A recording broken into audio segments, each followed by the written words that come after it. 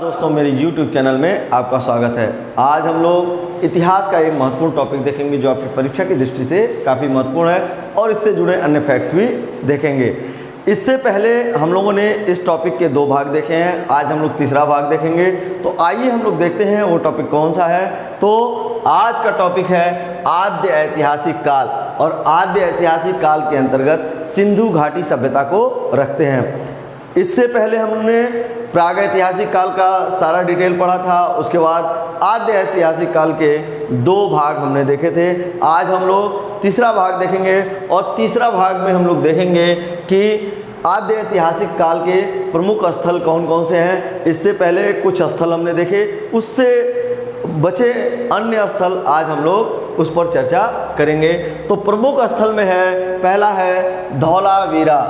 यह धौलावीरा कहाँ स्थित है? तो यह गुजरात में स्थित है और यह सिंधु घाटी सभ्यता का सबसे बड़ा स्थल है। यदि आपसे प्रश्न ये पूछा जाए कि सिंधु घाटी सभ्यता का सबसे बड़ा स्थल कौन सा है, तो वह कौन सा है? धौलावीरा है।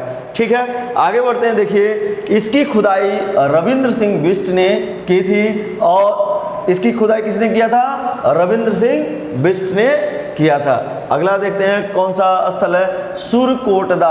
और सुरकोटदा कहाँ पर स्थित है? गुजरात में स्थित एक सिंधु घाटी सभ्यता का स्थल है। यहाँ से कलश समाधान, ये प्रमुख फैक्ट है। कलश समाधान यहाँ से मिला है। कलश समाधान का मतलब ये है कि कलश में रखकर जो है शव को रखकर दफनाए जाने का साक्ष्य यहाँ से मिला है। इसके अलावा यहाँ से घोड़े की हड्डी का साक्ष्य मिलता है, और इसकी खुदाई जगपति जोशी ने किया था। किसने किया? जगपति जोशी ने किया था।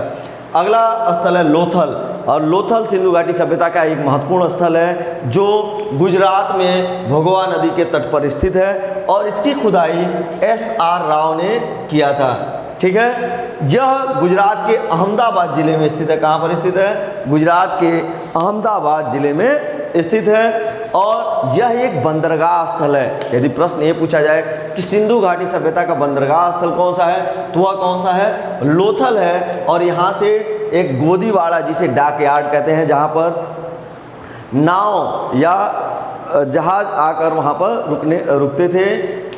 इसके अलावा यहाँ से फारस की एक मुहर मिली है। तो इससे ये पता चलता है कि लोथल के लोग जो है एक विदेशी व्यापार के लिए भी काम करते थे। विदेशी व्यापार यहाँ से हुआ करता था। इसके अलावा देखिए, एक फैक्ट है कि दरवाजे सड़क की ओर खुलते थे। दरवाजे सड़क की ओर खुलने का मतलब ये है कि सिंधु घाटी सभ्यता के बहुत सारे स्थल ऐसे हैं जिनके दरवाजे कहाँ खुलते थे? मुख्य सड़क से न खुलकर पीछे की तरफ खुलते थे। लेकिन लोथल ऐसा स्थल है जो एक बंदरगाह स्थल है। यहाँ से व्यापार हुआ करता था, माल ढुलाई का काम हुआ करता था, जिसके कारण जो है यहाँ पर जो है सड़क के मुख्य मार्ग की तरफ जो है दरवाजे खुलते थे।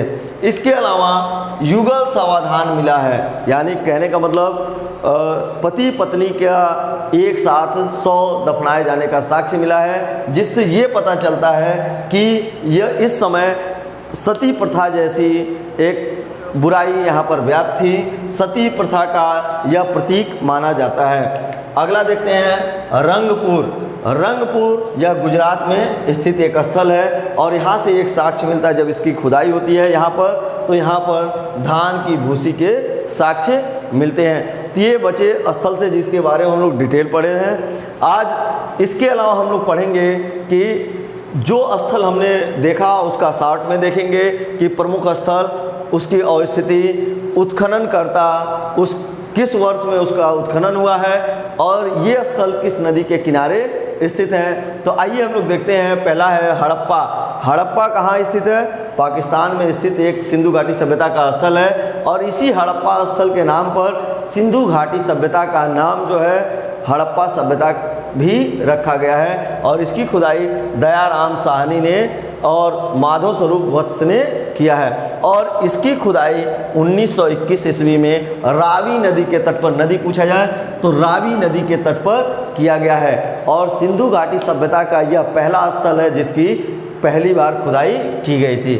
दूसरा है मोहनजोदड़ो, जो कहाँ पर स्थित है? पाकिस्तान में स्थित है। और इसकी खुदाई रखाल दास बनर्जी के नेतृत्व में की जाती है। और ये कब की गई थी? 1922 ईस्वी में सिंधु नदी के तट पर। यह किस नदी के तट पर स्थित है? सिंधु नदी के तट पर स्थित है। अगला देखते हैं कालीबंगा। कालीबंगा कहाँ पर स्थित है? राजस्थान में स्थित यह स्थल है। यह सिंधु घाटी सभ्यता का स्थल राजस्थान में स्थित है और इसकी खुदाई बीबी लाल और बीके थापर ने 1961 से 1969 के बीच किया है। और यदि नदी पूछी जाए, इससे संबंधित नदी है, तो यह किस नदी के तट पर स्थित है? घग्घर, जिसका दूसरा नाम है सरस्वती नदी के तट पर स्थित यह स्थल है। इसके अलावा देखिए धौलावीरा। धौलावीरा कच्छ जिला गुजरात में स्थित है। कच्छ गुजरात का एक जिला है कच्छ, जहां पर धौलावीरा स्थित है और इसकी खुदाई रविंद्र सिंह बिष्ट ने 1990 से 91 ईस्वी के बीच किया है। अगला देखते हैं लोथल। लोथल अभी हमने इसका डिटेल देखा था। तो लोथल जो है अहमदाबाद जिला गुजरात में स्थित है। अहमदाबाद गुजरात का एक जिला है, वहाँ पर इसकी खुदाई रंगनाथ राव ने 1955 से 1962 के बीच किया है। और इसके नदी की बात करें तो भोगवा नदी के तट पर स्थित यह स्थल है। ठीक है, आगे बढ़ते हैं। देखिए अगला है कोट दीजी। कोट दीजी यह खैरपुर पाकिस्तान में स्थित है। आपसे पूछा जाएगा कि कोट दीजी कहाँ पर स्थित है, तो यह पाकिस्तान में स्थित और इसकी खुदाई फजल अहमद खान ने किया और इसकी खुदाई 1953 में किया गया, जो सिंधु नदी के तट पर स्थित एक स्थल है। ठीक है, आगे बढ़ते हैं। बनवाली, जिसे बनौली नाम से भी जाना जाता है। बनवाली कहाँ पर? हिसार हरियाणा में स्थित एक स्थल है और इसकी खुदाई जो है रविंद्र सिंह बिष्ट ने 1974 में किया था। और यह रंगोई नदी, यानी इसका दूसरा नाम है सरस्वती नदी के तट पर स्थित यह स्थल है। अगला है रोपण। और रोपण एक पंजाब का जिला है, तो यह पंजाब में स्थित है और इसकी खुदाई यज्ञदत्त शर्मा ने 1953 और 56 के बीच किया था और यह सतलज नदी के तट पर स्थित एक स्थल है। ठीक है, अगला देखते हैं रंगपुर। रंगपुर गुजरात में स्थित एक स्थल है और इसकी खुदाई रंगनाथ राव ने 1953 से 1954 ईस्वी के बीच किया था और यह मादर नदी के तट पर स्थित है। तट पूछा जाए तो मादर नदी के तट पर स्थित यह स्थल है। अगला है सुतकांगेडोर। सुतकांगेडोर पाकिस्तान में स्थित एक स्थल है और इसकी खुदाई आर.एल. स्टाइन ने 1927 ईस्वी में किया है और यह कहाँ पर स्थित स्थल है? दास्क नदी के तट पर स्थित यह स्थल है। अगला देखते हैं सुतका कोह।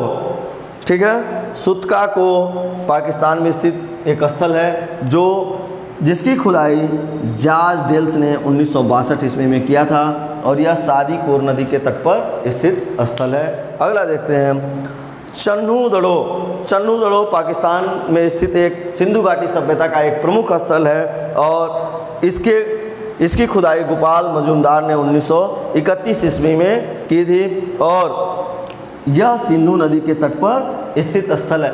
ये सिंधु घाटी सभ्यता के प्रमुख स्थल हैं। अगर इसका डिटेल देखना चाहते हैं तो पिछली वीडियो में जाकर आप इससे पहले जो भाग हुआ है उसमें आप इसका डिटेल देख सकते हैं कि इन स्थलों की जो खुदाई की गई थी तो यहाँ से क्या क्या साक्ष्य मिले हैं। और यदि यह वीडियो आपको पसंद आया है तो इसे लाइक करें, शेयर करें और मेरे YouTube चैनल को सब्सक्राइब करें। धन्यवाद।